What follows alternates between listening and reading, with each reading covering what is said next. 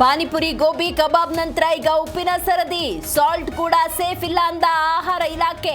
ಪರೀಕ್ಷೆ ವೇಳೆ ಭಯಾನಕ ಸತ್ಯ ಬಹಿರಂಗ.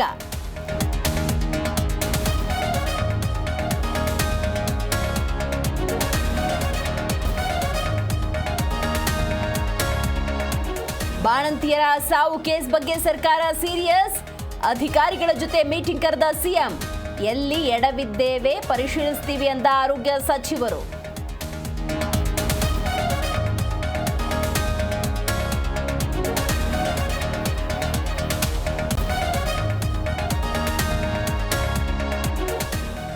ಡಿಸೆಂಬರ್ 9ಕ್ಕೆ ಬೆಳಗಾವಿ ಚಳಿಗಾಲ ಅಧಿವೇಶನ ಶುರು.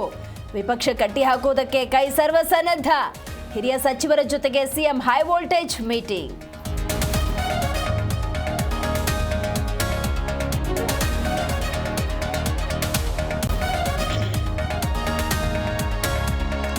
ಗ್ಯಾರಂಟಿಗೆ ಹಣ ಹೊಂದಿಸುವುದಕ್ಕೆ ಸರ್ಕಾರದ ಕಸರತ್ತು. ಮತ್ತೆ 3 ವರ್ಷಗಳ ಕಾಲ ಬೆಸ್ಕಾಂ ವಿದ್ಯುತ್ ದರ ಏರಿಕೆಗೆ ಚಿಂತನೆ. ಏಪ್ರಿಲ್ 1ರಿಂದಲೇ ನೂತನ ದರ ಜಾರಿ.